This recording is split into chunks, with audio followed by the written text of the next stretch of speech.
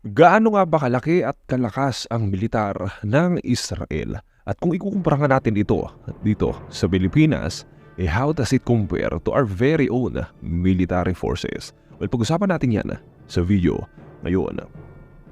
Sa kasalukuyan nga ay tuloy pa nga rin ang ginagawang pampapraso ng Israel sa Gaza simula nga nang matrigger sila ng Hamas noong October 7.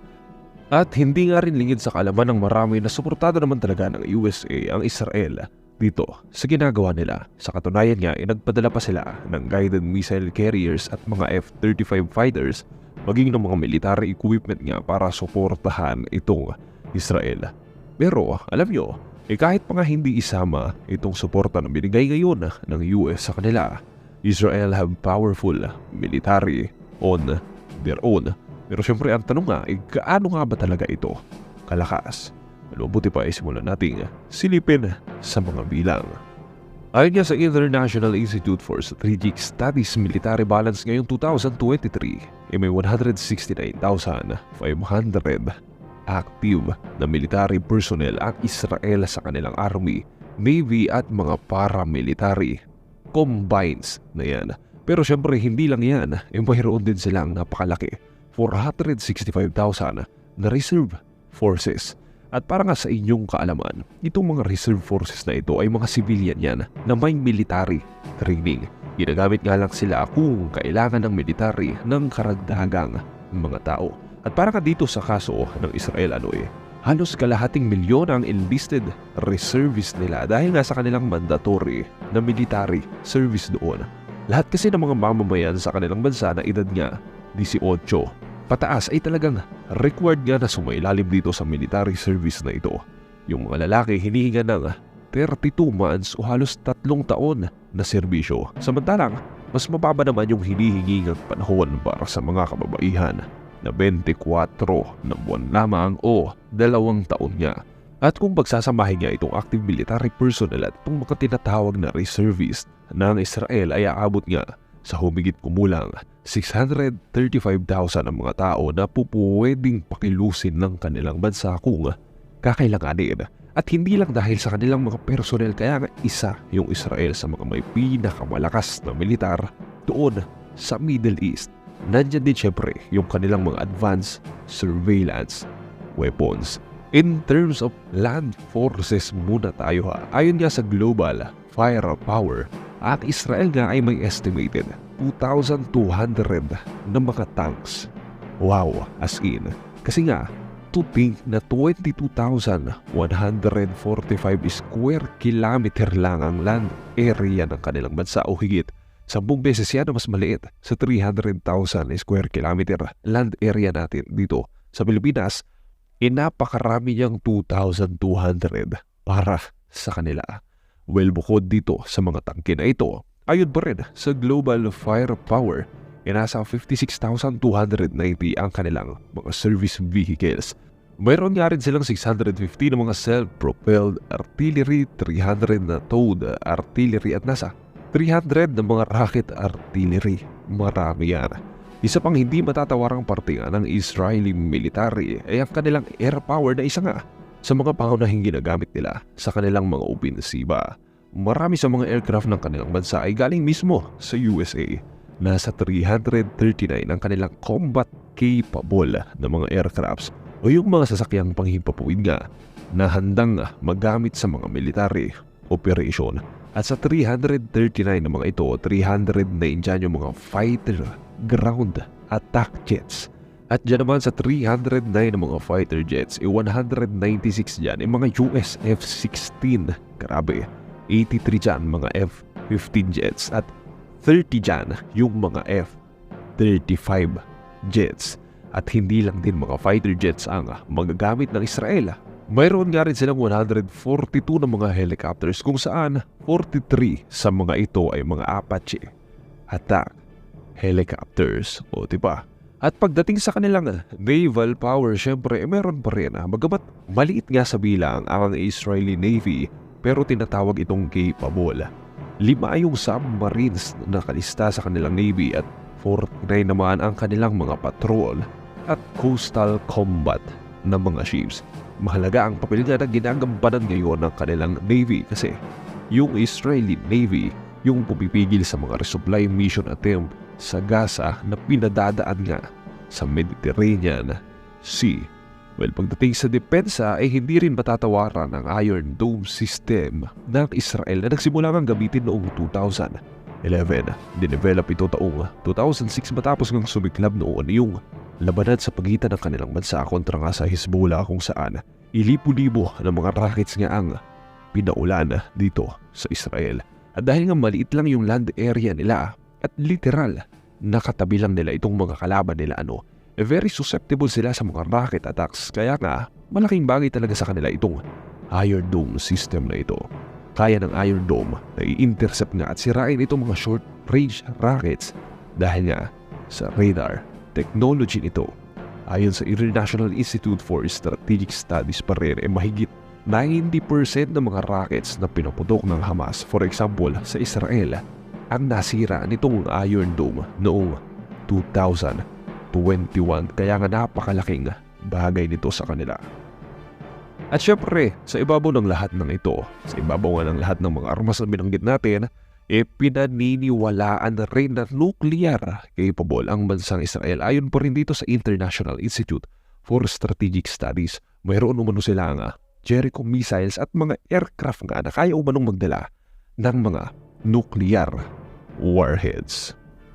At syempre pagdating nga sa military budget nila na pangunahing dahilan niya kung bakit isa sila sa mga nangungunang bansa nga pagdating sa military capability talagang napakalaki din ng ginugugol nila. Alam nyo ba, noong 2022 ito, gumastos sila ng $23.4 billion o mahigit 1.2 trillion pesos para nga sa kanilang military. Ayon yan sa Stockholm International Peace Research Institute.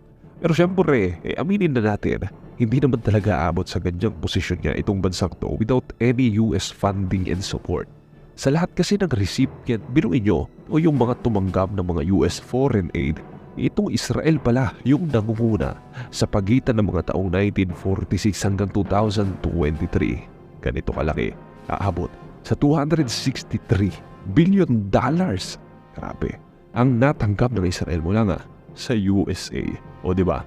And that is around 13 to 14 trillion pesos sa conversion rate ngayon. Ganyan yan kalaki. Kasi laki ng utang ng Pilipinas na 14.15 trillion pesos as of end of June 2023. At halos kalahati nga nitong mga foreign aid na natanggap nila ay syempre para sa kanilang militar. So, no wonder nga bakit ganun na lang kalakas at kakapable itong militar ng bansang Israel. At dahil na dito sa mga ito, ang tingin ng marami sa Israel, mahalagang asset umano sila ng US para nga protektahan nitong Estados Unidos yung interest nila sa Middle East. Pero I'm not going to deep dive into that na.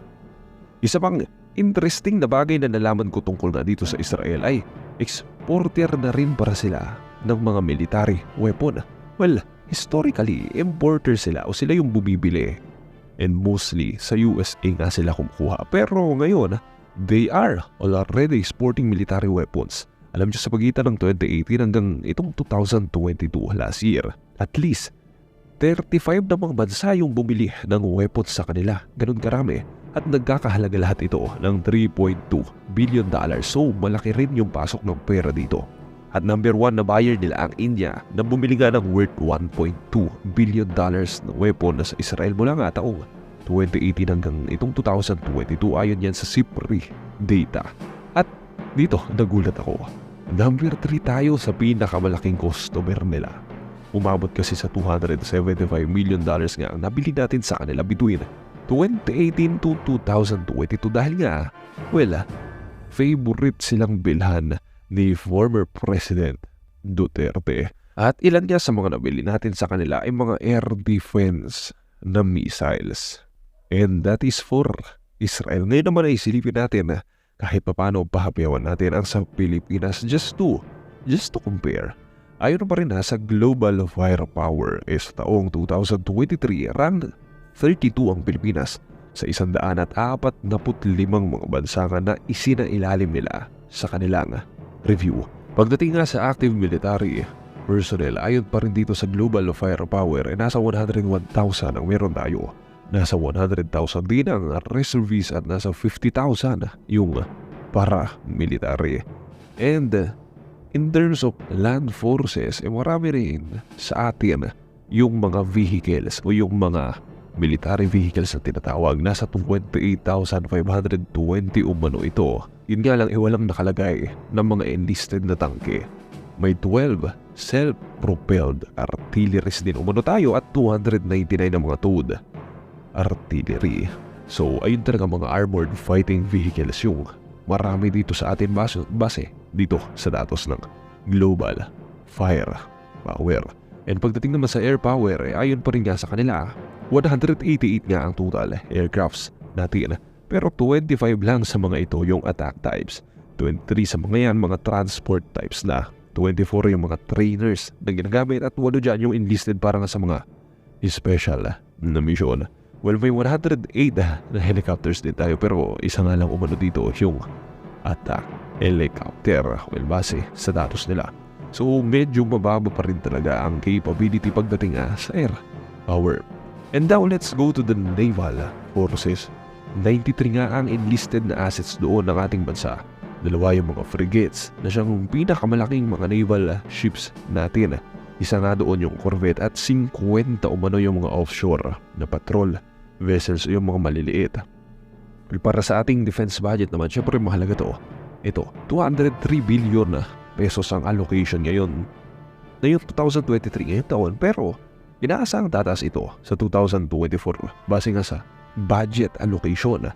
Ipapalo umano ito sa tumataginting na 282.7 billion pesos at suportado naman ito ng Kongreso para nga umano sa karagdagang kakayahan ng ating sandatahang lakas. Alam niyo kung titingnan talaga natin, malayo-layo pa nga talaga yung kakayahan ng bansa natin as compared to Israel na matagal na nga pinapalakas talaga o focus nila yung pagpapalakas ng kanilang military. Pero alam nyo, yun nga, kahit paano may mga improvements naman sa atin, lalo na nga ngayon, at plano nilang dagdagan yung budget ng militar para nga mapalakas pa yung kakayahan ng bansa.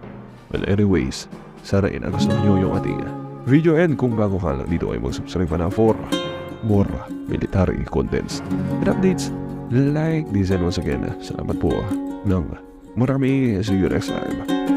Bye.